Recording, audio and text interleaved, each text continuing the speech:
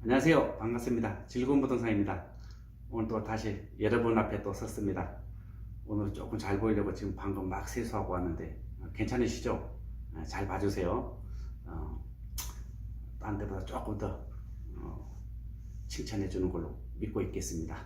그리고 여러분들이 좀 응원해 주시니까 지금 유튜브 하는 게 재밌습니다. 그래서 저는 유튜브 하는 걸 우선 이제 중개업소를 하고 있으니까 실제 겪었던 일들을 이제 제가 이제 말씀드리고, 그다음에 손님들이 와서 하소연하는 거 이런 걸 동영상으로 제가 이제 말씀드리려고 해요.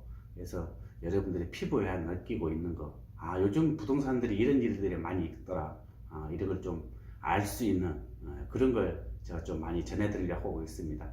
그래서 핫 이슈가 되고 있는 부비례 청약이라든지, 그다음에 다른 곳, 그다음에 또 특히 요즘 부동산 규제 정책으로 인해 가지고 많은 어려움을 겪고 있잖아요.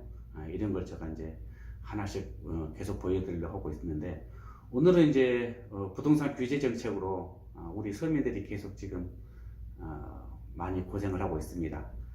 돈 있는 사람들이 뭐 언제든지 갖고 청약하고 돈 주고 사면 되는데, 일반 서민들은 그게 아니잖아요. 특히 9억 넘는 아파트들은 청약 자체가 힘들잖아요. 중도금 대출이 안 나오니까 이렇게 하소연하시는 분들이 많이 있어요. 그래서 저는 이제 오늘 부동산 규제 정책으로 좀 피해보는 사례를 몇 가지 한번 좀 전해드리려고 그래요. 우선 첫 번째가 아파트 청약이죠. 제일 중요한 건 특히 이제 9억 이상은 중도금 대출이 안 됩니다. 그러니까 뭐 계약금부터 중도금, 잔금 모든 게 다 내 돈으로 들어가야 되는데, 잔금 같은 경우에는 나중에 은행 담보대출로 일으키면 되는데, 계약금 먹고 중도금은 직접 내 돈을 넣어야 되니까 쉽지 않죠. 실례로 지금 며칠 전에 뭐 북일의 계룡 리슈빌, 그 다음에 우밀의 밀차 뭐 이런데 테라스는 넓어서 거의 다 9억이 넘었잖아요. 그러니까 중도금 대출이 안 돼가지고 나는 그쪽에 청약하고 싶은데 청약이 안 돼요. 어떻게 합니까? 제가 뭐 해결해 드릴 수도 없는 거고. 자, 이렇게 하소연하시는 분들이 많이 있습니다. 그 다음에 또 더 중요한 건 이제 강남에 이제 진출하려고, 강남에 새 아파트로 이사 가려고 청약 준비를 하고 있는 분들도 뭐 계약금도 있어야 되고 중도금. 강남은 이제 모든 아파트가 다 9억이 넘는다고 보셔야 되잖아요. 며칠 전에 방배 그랑자이 같은 경우도 4,680만 원. 그러니까 9억 다 넘어요. 25평 같은 경우에는 좀 최하 10억에서 12억 정도 되는데, 그럼 중도금 자체가 안 된다는 얘기죠. 그럼 모든 게 다 내 돈으로 해야 되니까 일반인들은 가고 싶어도 못 가는 거예요. 청약을 못 하는 게 되는 거예요. 이게 도대체 누구를 위한 부동산 규제 정책인지 좀 이해가 안 가는 거죠. 사람이라는 게 다 욕심이 있잖아요.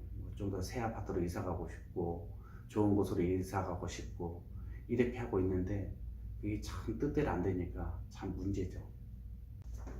그런데 뭐 이런 게 강남권만 이제 그런 게 아니라 가까운 성동구, 용산구, 광진구 같은 경우에도 이제 뭐 웬만하면 다 9억이 넘어가잖아요.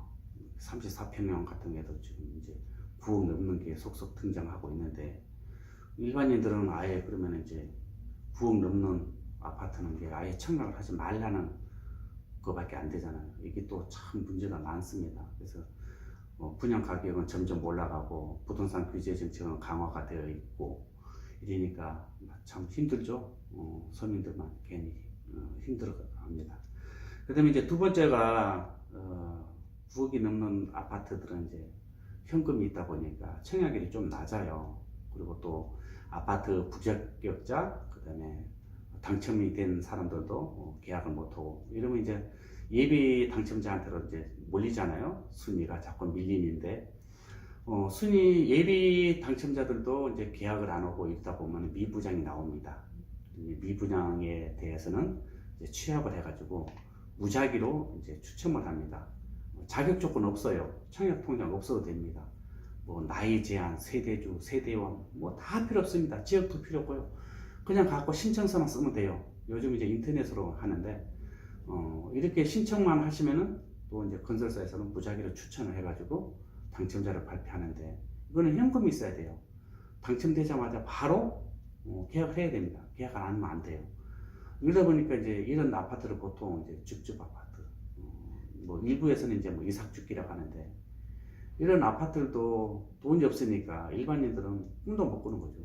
결론은 또 돈 있는 사람만 또 청약을 하게 되고 돈 있는 사람만 또 가져가는 결과를 초래하고 있습니다. 근데 이제 제일 중요한 게 지금 부동산 규제 정책으로 인해서 부동산 거래가 안 돼요. 그래서 저희 중개업소들도 엄청 많이 힘들어하고 있는데, 부동산 거래가 안 되다 보니까 새 아파트 이사로 못 갑니다. 그건 다들 아시죠? 아마 주변에서도 이런 일들을 많이 겪고 계실 겁니다. 저희 손님도 지금 새 아파트로 이사를 가야 되는데 기존 아파트가 거래가 안 돼가지고 이사도 못 가고 힘들어하고 있습니다. 이사를 못 가고 좀 뒤로 늦추는 거는 상관이 없어요. 근데 중요한 것은 은행 이자가 있잖아요. 중도금이 다 유이자잖아요. 유이자 지금 날이 갈수록 계속 부담되고 있는 거죠. 입주 지정 기간이 끝나면은 이제 중도금, 잔금에 대해서 또 이제 이자가 나옵니다. 그 이자 부담을 본인들이 해야 돼요. 기존 아파트가 안 팔리니까. 참 답답한 현실이죠. 이런 분들이 아마 주변에서도 종종 있을 겁니다. 저희 손님들이 오셔가지고 이렇게 하소연을 해요. 그럼 저희도 팔아드리고 싶어도 매수자 자체가 없어요. 거래 절벽입니다. 지난 1분기 때, 1분기라는 것은 이제 1월부터 3월까지를 얘기하잖아요. 1분기 때 서울 아파트 거래량을 보니까 약 한 5,600건, 한 동에 하나씩 정도밖에 거래를 못한 결과가 나왔는데, 이러다 보니까 그분들도 힘들고, 저희 중개업소도 힘들고, 이삿짐도 힘들고, 도배하신 분들도 힘들고, 여기에 관련된 모든 업종들이 많이 힘들어하고 있습니다. 이러다 보니까 아이고, 정부는 도대체 누구를 위한 규제 정책인지 참 우리 마음을 조금이라도 이해를 해줬으면 좋겠습니다. 그리고 이런 정책들이 조금이라도 반영되어서 빨리 보완 조치를 해 주시든지, 안 그러면은 다른 조치라도 좀 취해서 많은 분들이 좀 한숨을 좀 안 쉬는 그런 세상이 좀 왔으면 좋겠어요. 그래서 꼭 정부가 부동산 규제 정책으로 묶어는 놨지만은 이게 누구를 위한 것인지, 그 다음에 잘 되고 있는지, 그에 대한 보완 대책은 없는지, 이런 것도 좀 한번 살펴봐서 많이 해야 될 것 같아요. 지금 기존 아파트가 안 팔려가지고 하루하루 잠 못 자고 계신 분들 많이 계시죠. 그 마음 충분히 이해합니다. 제 손님들도 지금 계속 그러고 있어요. 아파트를 팔아야 되는데 안 팔리는데 어떡합니까? 참 저희도 답답하죠. 손님이라도 있으면 저희가 어떻게 해드리고 싶은데, 매수자 자체가 실종되다시피 하다 보니까 해둘 수 없는 게 참 현실입니다. 그래서 이 부동산 규제 정책 누구를 위한 것인지 다시 한번 묻고 싶고요. 제발 여기에 대한 보완 대책 하루빨리 좀 마련되었으면 좋겠습니다. 그래서 저는 앞으로도 이렇게 이제 현장에서 일어난 일들을 제가 계속 좀 말씀드리고 싶고요. 그리고 현장에서 일어난 저희들을 좀 많이 믿어보세요. 저희가 현장에서 일어난 일이 바로 여러분들이 아마 겪고 있는 일이 아닐까 싶어요. 이런 일들은 아마 부동산에 관련 없는 분들은 잘 모르겠지만, 저희는 수시로 이런 일을 많이 겪다 보니까 이런저런 에피소드라든지 재미있는 이야기가 많이 있습니다.